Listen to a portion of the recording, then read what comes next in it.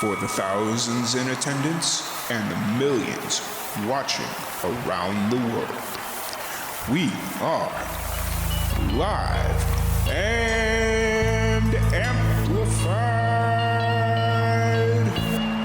So let's get ready to podcast. Fire it up.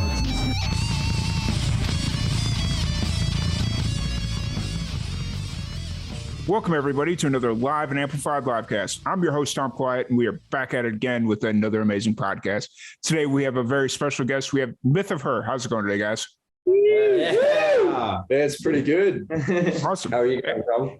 Doing pretty good. It was a busy day at work. I work for a news station, and with everything kind of going on, it's been... For a news station? Yeah, I work for a TV station. Sick. How's that? We'll just... It's a job. It's an adventure. Fair enough. So, but no, it's been a great day. I'm excited to have you on. I was a little unsure if this podcast was going to go because I hadn't really heard from anyone. So I shot you guys an Instagram message. I was like, hey, this thing's still good, right? And I think we had the date saved. We were talking about it for the last few days. Awesome. And then it was like 4 hours later, somebody finally responded. I was like, yes. All right. Sweet. Because you wouldn't believe how many people just kind of like forget. So yeah. But it's super excited to have you guys on, chat a little bit, talk about the new single you guys got going on. I know you guys mentioned earlier that you're working on some new stuff. So before we kind of jump into all that, well, first of all, let's have everybody kind of introduce themselves so people have names to faces, all that fun stuff. Yeah. Well, I'm Felix. I'm the drummer, the best drummer you'll probably ever hear. I'm Cooper. I'm the rhythm guitarist in the band. I'm Tyler. I'm the lead guitarist in the band. I play bass guitar. I'm Jara. And Joel is our singer, and he's not currently here. He's feeling a little unwell. He's ill. Gotcha. Awesome. So what's kind of the origin story of Myth of Her? Well, it's sort of all... well, the four of us actually played in another band together with a different singer. Yeah. Under the name of Falcon or Fall. And we were going really well with that, but things just weren't really working out. And Tyler here, the lead guitarist, was studying at TAFE and met a chap with a whole bunch of attitude and just like an amazing aura to him and a kick-ass vocal box as well. Yeah. And he sort of married us together, and that's loosely how it all happened. And yeah, because in Falcon or Fall, it was like drums with the singer versus us kind of thing. Yeah. Like the instruments versus singer, essentially. Yeah. So when that sort of ended, we were just kind of like, because we all have like really good chemistry, like just as mates, and then also musically. So like we'll just obviously keep going. Mm-hmm. And then and then I found Joel at TAFE, which is like a sort of study place. It's like an education thing in Australia, Sydney. Yeah. He just had his sick voice, and he was like super, like his attitude was just like he walks in the room, he just threw his bag on the floor, just comes up, kicks his feet up, and he's just like, "What are we doing today, miss?" And I was kind of like, I'm like, polite, just kind of not so like that. And it just really attracted me. And turned out, we really got along together, and we sort of brought him back. And then, it's sort of we just sort of kept going. It was like quite natural, really. Yeah. So is there a sound difference between your previous band and this band, or is it pretty much? Definitely. It's generally more complicated, more intricate, and generally a heavier, denser sound, I would say. It's just more intense. It's just, I don't know. And it kicked up a notch with the live shows as well. The performance is a huge part of what we do. Gotcha. Yeah. And how long have you been playing together as Myth of Her? 2 years. 2 years. Okay. 2 years, like last week. Nice. So just you guys started playing together as Myth of Her, right before the pandemic, and then obviously pandemic's going to do what a pandemic's going to do, and we say we're kind of a COVID-born band, really. Like born into it. So we really known it for sure. So where does the name Myth of Her come from? Well, we were all scrambling for names, and I was researching Greek mythology one evening. That's how you do. As one does. And I scrambled upon myth of and was some Greek god. I actually have no idea who or what he does. And I was just like, ooh, I quite like the ring to that, like had a bit of a ring to it. And I posted it on the chat. I think we had a meeting the next day, and Tyler was like, what if we like, I don't know, it sounds a bit complicated, like doesn't really, like nobody, it's hard to understand. What if it's myth of her? Like it'll resonate more with the people. Put an H in front of it. Yeah, put an H in front of it. And like, it's more kind of normalized or westernized even. And yeah, and then we just kind of sent it from there, I suppose, pretty much. Well, the suggestion for myth of her came about, and then no one really liked it that much. So we like set it aside. It did happen like that, eh? And then it was like, oh shit, we still don't have a name. 2 months later, probably we came back. But we love it now. We love it now. Yeah. What were some of the, was there any other names you were considering for the band, or? Yeah, Dog Stew was a big contender. No. Rosetta Stone was a serious one. Rosetta Stone. Was. Nice. Black Rhino. Lioness. Yeah, we had a few. Yeah. Cool. And then, so just to kind of get to know you each individually a little bit better, what's kind of each of your stories and journeys into music? What got you into music? And we could start with whoever. Well, my brother was actually a drummer, and so like I kind of got brought up, like my parents always wanted us to sort of learn a musical instrument. So my sister learned flute, my brother learned drums, and just kind of as I got older, I just leaned more and more towards the drums, and my brother started giving me lessons. I then started doing it in school and playing in like pretty much every band I could. And from there, just kept on rolling. Yeah, for me, it's funny. I don't have close relatives. I don't have a lot of musical, descendants. But I feel like in the wider kind of realm, I have a couple of like musicians, and on my dad's side, they were a bit hippie in that like they encouraged expression. So for that, I delved into like as my creative expression as music, and I met these boys in school. Like I've known them for ages, and they were super encouraging and kind of drove that in school mainly. But yeah, that's me. Yeah. For me, my dad played guitar, and he'd always sort of like just play around me. So I kind of like, I guess got used to that. And he started teaching me a little bit, and I started learning the songs that he used to learn that just like triggered, you know? And there was a lot of things that I tried in life. Like I tried footy, which is like NRL. It's like Australian rugby league, you know? Yeah. Did like soccer, actually not soccer. I don't know, a bunch of different sports, taekwondo, all this different stuff. And guitar, which I guess music in a sense was the only thing that I never really wanted to quit. Yeah, by the way, I quit all the other things. And music is just the only thing that there was never really a thought of it leaving. I don't know. It's just like too much of me. Do you know what I mean? Mm-hmm. So, and that just sort of progressed and then kept getting better and finding better people to play with. Just sort of go like that, really. For me, it probably also, because similar to you, my dad was in, and still is in a rockabilly band. Mm-hmm. And his band was always rehearsing and playing gigs around the house. And so I guess I sort of grew up with that around, but music never really was an anchor in my life until probably late high school. And I went through phases of playing guitar and trombone, but I really actually stumbled into the ukulele in year 10. And that's what sort of drove me to play music again. It's actually sick how ukulele's like the person that's the gateway. Yeah. He's a little song I look. Hey, there's a lot of cool songs you could play on a uke. So, I mean, yeah. Sure. Cool. And then, so I take it you're all born, raised in Australia, maybe not necessarily Sydney, but. Yeah, pretty much. I studied from Sydney, and this mongrel's from Canberra. He grew up in Canberra. Gotcha. I don't know. We found him. We're so close. Gotcha. day. Awesome. And so the band was essentially born during COVID, and you just recently released your debut single, right?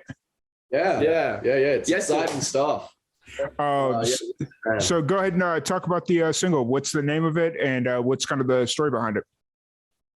So Lizard Man was probably not the first song we wrote together, but one of the first grooves that was really solid and came to us.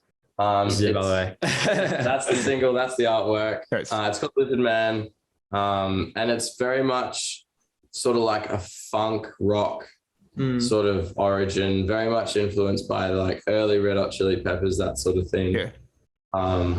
Goes off live, and it's always been a favorite of ours. Yeah, it's different. It's just different. It's kind of got like it's like a real funk rock element, but it's not like just classic funk or classic rock. It's kind of like it's like a Myth of Her. I think it puts everyone, it exhibits everyone's skill quite well. Like all of us, it kind of gives everyone a taste of us individually in the band, and yeah, just kind of like our overall love for fucking the music that we play. It's personally my favorite song we've made. Yeah, gotcha. And so are you building towards like an EP and LP, or are you just kind of doing singles right now? Yeah, so we're sitting on sort of a backlog of songs that we've got. A few of them are recorded. We're releasing a few more singles this year, and then hopefully later at the end of this year we've got our EP. But yeah, we've got more to come. Just you wait. Hey, you've had a year and a half of COVID, or actually 2 years, I guess, at this point. Holy, I just had a moment of realization that COVID's been around for almost 2 years. Hey, it's like we got so used to it. Yeah. To be fair though, I think it really did push us to get all of our business side done, like all of our creative aspects. Like we very much focused on it. We weren't too be like, oh, this is the next show. We were like, this is like, we're going to get the recording done. We're going to get the creative side done and establish ourselves. And this is kind of our big kind of, presentation to the world starting now. Yeah. One of the things I think it's benefited us with like extremely well is, because like our first like 5 gigs or something, we were playing to people sitting down, We had to like learn how to click with each other live and like give that extra energy to a sitting audience. So then when we finally started playing to standing up people, they were like going crazy, A few times we actually did it so intense that we'd like get the crowd who was sitting to stand up. We got shut down a few times with that. Lights on, speakers off, like everything's fucked. Yes.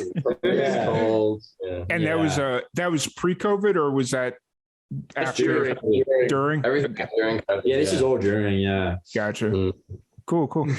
But you guys had that chemistry, or a bit of chemistry built from the previous band that you guys, and the fact that you guys are friends outside of music, so it was just a matter of figuring out what you wanted Myth of Her to be, and the sound and the feel and all that fun stuff. Exactly. How do you kind of deal with trying to separate Myth of Her from your previous band, since it is pretty much the same band minus a member plus a new member? To be honest, it wasn't all that hard.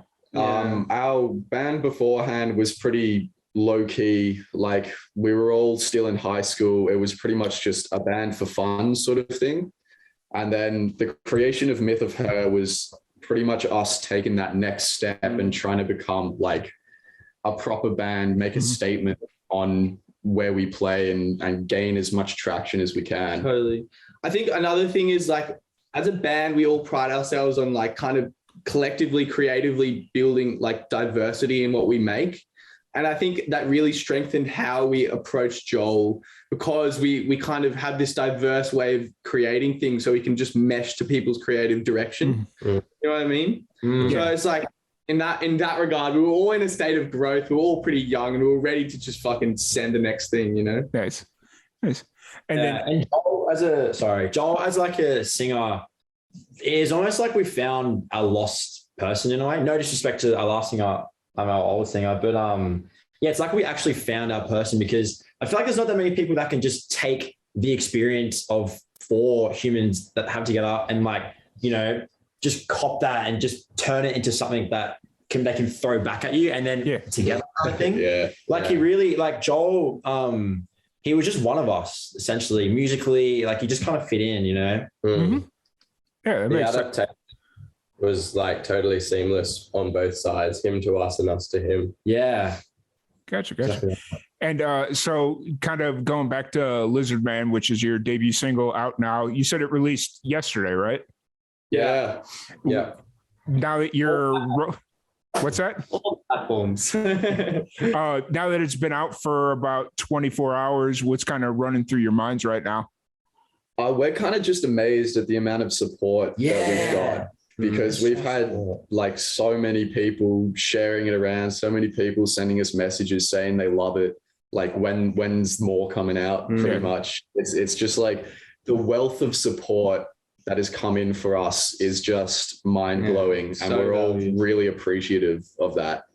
Yeah, like I wasn't really expecting as much as it was, you know, even other bands were like sharing our stuff. I was like, yeah, thanks so much. Like it just felt really nice.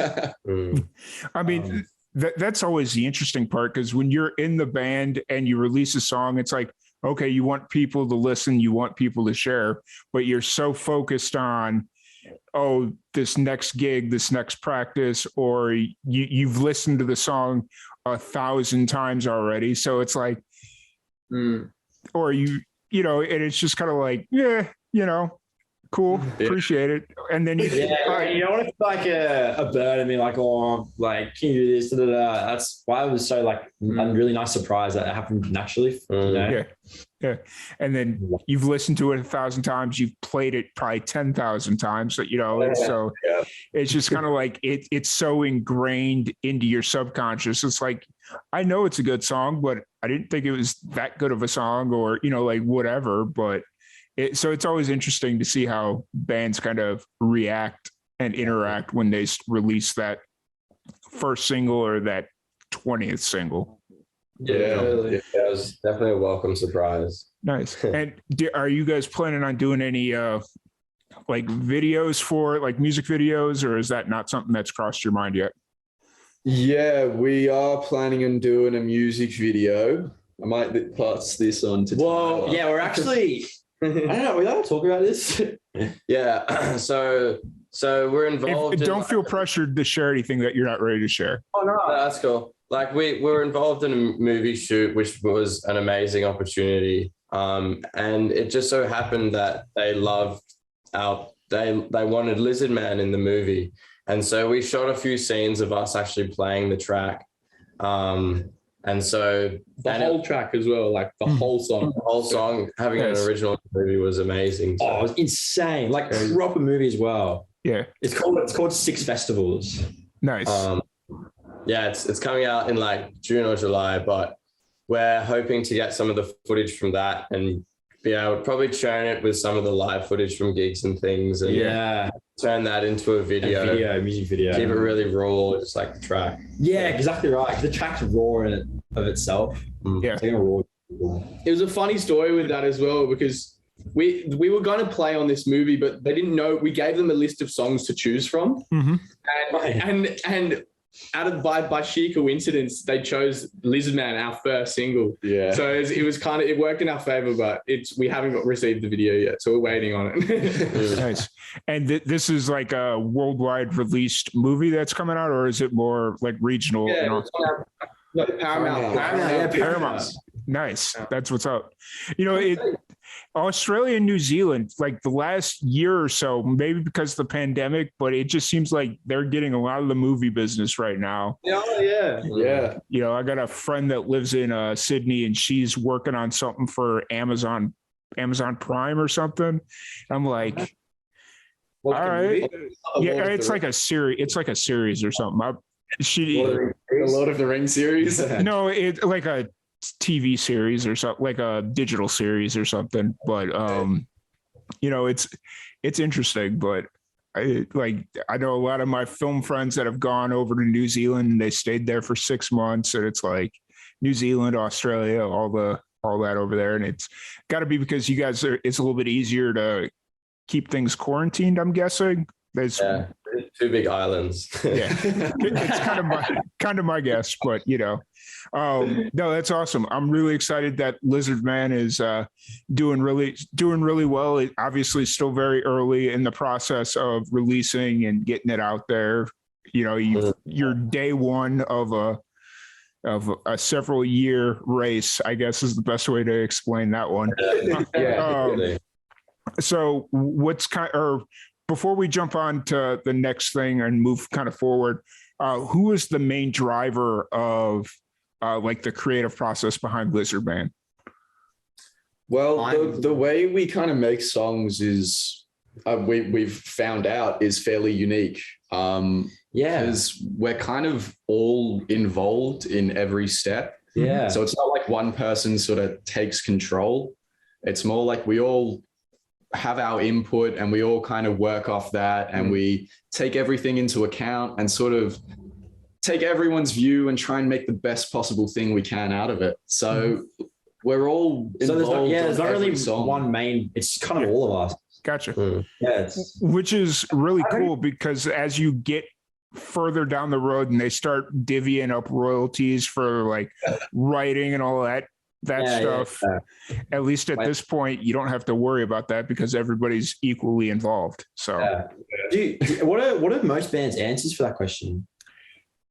I mean, honestly, a lot of the bands we have, it's more, it goes to this debate a buddy of mine and I've been having about the difference between a band and a project, where it's like a lot of the bands that we have on there, it's like one person is like the lead singer, or it's like the Buddies Swamp Dwellers or something like that. And it's like one person. So like they're the main creative person. And then even with like some of the bands, it's like one or two people are like this. Yeah. So it's interesting. We recently had a guy and he was sort of saying that he thinks it's super strange how he writes, like hasn't really seen it much. And it's been kind of weird because I don't know, it just doesn't seem that many people do that. We've just never known anything different, really. I didn't think it was that much of a like. I didn't think. I thought most. Well, I mean, the way you. To be honest. Yeah, like the way you guys have it set up makes a lot of sense, because it's like, how are you going to have one or two people come in? Like you have the lead singer and lead guitarist. Let's just say it's that. How are you going to have them two people come in and tell the bass player how to do their instrument, or the drummer, or the I don't get it. Yeah, it doesn't make sense. So it's a strange concept. Yeah, like the fact that you guys are saying this, it's like, now that you mention it, it's weird. I haven't. Yeah. It's wild. We've been faced with recently. Like what? Yeah. So Lizard Man out now. I'm sure more people are going to go listen to it as the days go on. But obviously, since people are already asking you guys, and the song's only been out for 24 hours, what's the next steps? What do you guys got coming up? Well, as Felix was saying before, like we're sort of on track to releasing an EP, and it's all recorded and ready to go. So we have another single that will be coming out. We're expecting late May. Okay. Which is more of a slow, heavier rock song called Chasing Alice. Grungy. Grungy. And very much our singer's baby, that song. But yeah, we're very excited for that one too. We'll have a big show for that as well. But we'll have 3 singles from the EP and then release the EP itself. So our main next step now is the big gig for the release in April 8th. Okay. We're playing in a pretty big venue in the city, in the heart of the city, called the Metro Theatre. Yeah, if any Americans want to fly over and feel free, we'll welcome you in on the door. Are they allowing? they allowing people to come over to Australia? I don't think so. Well, you can all be our family and that'll be okay. It's like we're coming over. We're quarantining for 2 weeks, but it is what it is. So, no, but that's funny because Australia's been a place I've wanted to go for years, and then Shithole. And so like once the pandemic started, we started doing these podcasts online like this, and the first musician I had on was from Sydney, and I'm like, all right, cool. And we started talking and just kind of having a good time, and I'm like, all right, like, can you help me get more Sydney or Australian artists, not even just Sydney? And then from there, it's like, damn, I probably have more friends in Australia than I do here in the States, which is like wild. Over then. Well, it's a bit expensive. I'm not going to lie. The trip's a bit expensive. And because I'm a bigger, taller guy, I'm not going to go sit in coach. I need a little bit bigger seat, how that goes. So I've priced it out a few different times, and it's like, it doesn't get any cheaper. So, but no, that's awesome that you guys got a big show coming up in April. What are you guys kind of doing to prepare for the show in April? Currently, we've kind of built this massive, well, not massive, relative to us, massive production sort of thing where we've got projectors and we've got sort of a lighting sort of map out of how the show is going to go, and we're like full set, ready to send it as hard as we can and just make the best possible show. Nice. Yeah, definitely pulling in things for promotion, and we want to do cross promote. Yeah, merch as well. Yeah, I got merch, guys. I'm digging the bucket hats. Those things are sick. Hey, you like it? Yeah. I was sitting here, I was like, oh, they're all wearing bucket hats. That's amazing. And then you're coordinated, it's awesome. I dig it. Shameless self-promotion. Hey, that's what this is all about, right? Sell it. Go for it. So no, that's really awesome. I'm really excited to see what you guys do over the next year and years. And as borders open, who knows, the Australia trip is definitely in the cards. It's just a matter of when. It's just a matter of when, So really excited for that one. And then after your April show, you said May for the next single, right? End of May. Gotcha. Yeah. Don't worry, we'll come to you. Gotcha. Oh, yeah, that's a way better idea. Let's go to America. That's our next step. All right, that'll work. We'll figure it out. But no, it's definitely a good time. But like outside, let's talk a little bit outside of music and just kind of everyday life. So when you guys aren't playing music or working or any of that stuff, what are you doing? What are some of your hobbies, stuff like that? Making music, really. When we're not together playing music, we're at home making music. Like my life is pretty much apart from work, which I pretty much just do to fund the band and fund music, and like my entire life is just music, just music. I don't know what else I can say. Just music. Maybe Besides the job, do I fund your music addiction? I work at a pub in the wee hours of the night just to get that cash together to buy more drums and more cymbals and more drums. Nice. We all have similar stories currently, but I have a job in like production and stuff. Actually, I'm working on a Amazon Prime thing, so I was wondering if your friend was working on the same thing. But mainly at the moment it's just to fund. It's just to fund a show as well. What show is it? It's called Class of 07. Do you know? I honestly don't know all that much about it. I just know like they wrapped up production like yesterday. I think yesterday was like the last day. They wrapped up. Actually, that could totally be it. That's actually really strange. Did you wrap up yesterday as well? They wrapped up. I know they wrapped up like like very recently. What's her name? Bernie Van Thiel.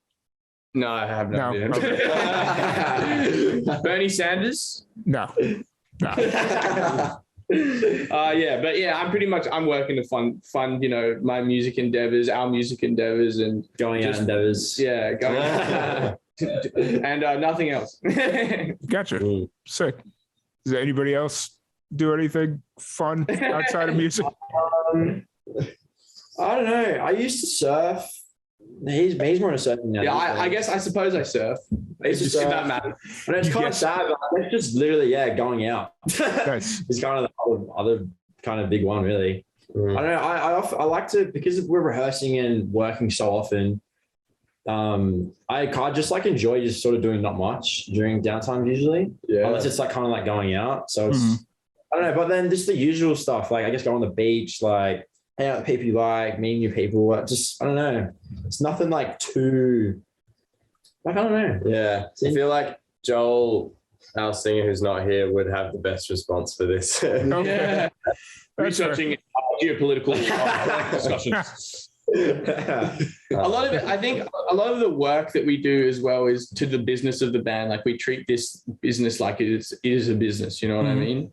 So it's like a lot of our downtime can go towards, you know, fixing up our website that's coming out next week. Shameless plug. Or like, you know, just preparing merch, getting artists, all the, like, there's just so much on the cards when we are our own team. Like that's our team, you know what I mean?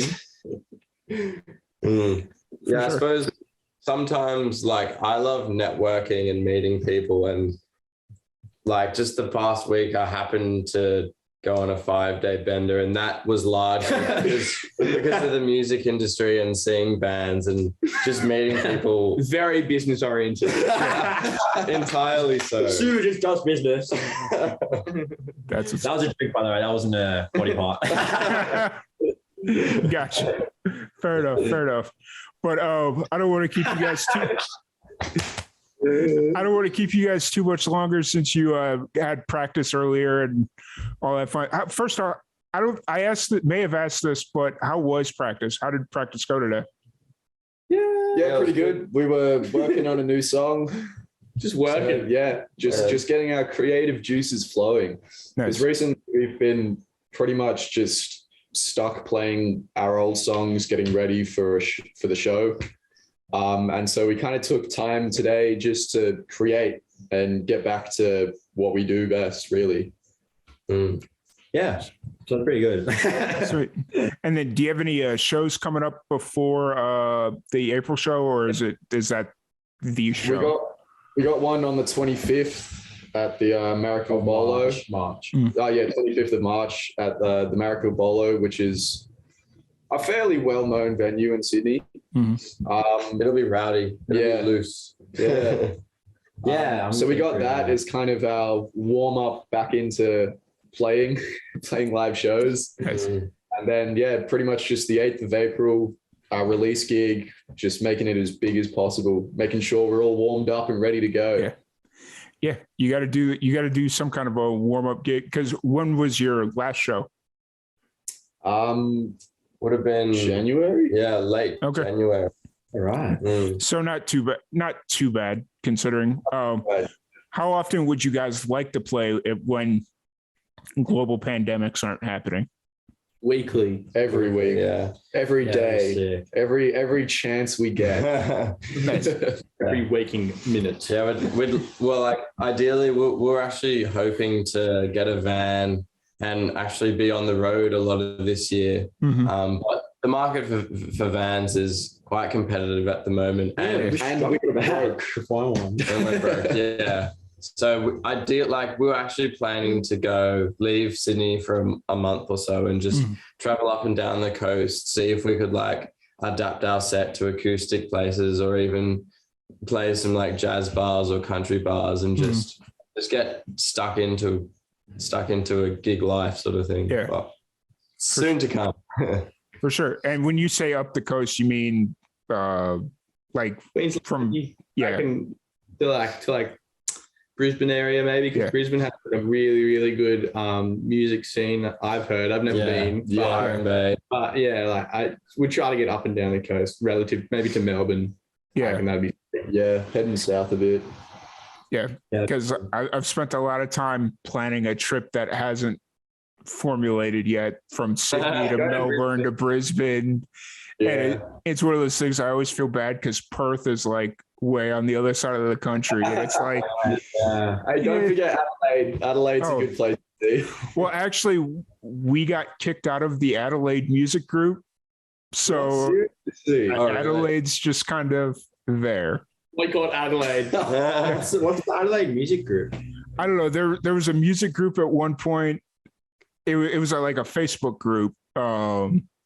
And we were in there, and I was doing a fundraiser, and I was like, hey, this guy that was on playing, he's from Adelaide, come in and show him some love. And he's like, he's not from Adelaide. He's from this place.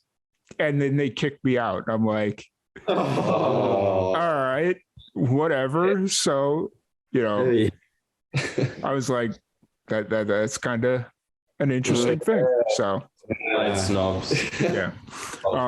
But yeah. So, anyways, no, that's awesome that you guys have ambitions of getting out and touring, doing all the fun stuff that bands do, and I'm sure you'll find a way to make it work once you get a van, which hopefully won't be too hard to pull off. But I don't know the car market in Australia, so. But gotcha. So before we kind of wrap this thing up, we got to do one thing really quick. Everybody that comes on here gets one spin of our random question generator. Yes. Oh, yes. Seen as. So if you guys are ready, I have your question. Yeah, give it to us. What is a useless topic that you can ramble on for hours without any actual knowledge of? Any knowledge of? So does that mean you're faking it? Yes. Like, Something that you think you know a lot about, but don't actually know anything about. Star signs. Oh, yes, that's definitely star signs. Astrology. Astrology shit. I feel like that's pretty easy. Gemini. Are you a Gemini? Oh my God, you're super aggressive in the March of, I don't know. Something's in retrograde. Fucking shut up.